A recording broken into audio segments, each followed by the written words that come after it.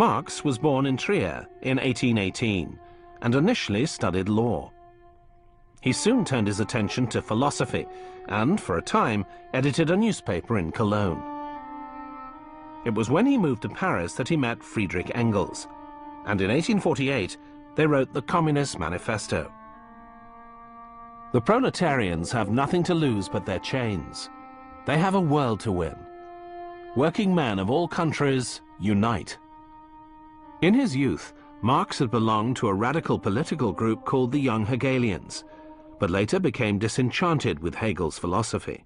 In a sense, Marx doesn't disagree with Hegel's project that you know, the aim is to create a society of a kind of harmonious society where people are integrated and feel part of a community and so on.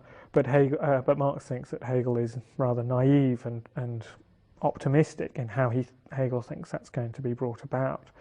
So, for example, Hegel thinks that treats the bureaucracy as what Hegel calls a universal class. So the bureaucracy is meant to have this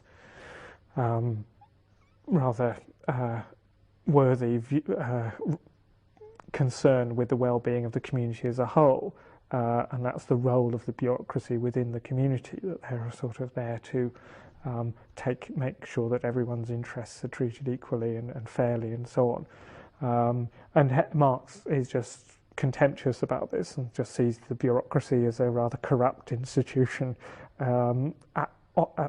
which is in the service of the monarch or whatever, and certainly isn't this rather benign, idealized part of the community that Hegel thought of. Today, Marxism is unfashionable. Capitalism has conquered the globe. Yet his contribution to political philosophy can't be ignored.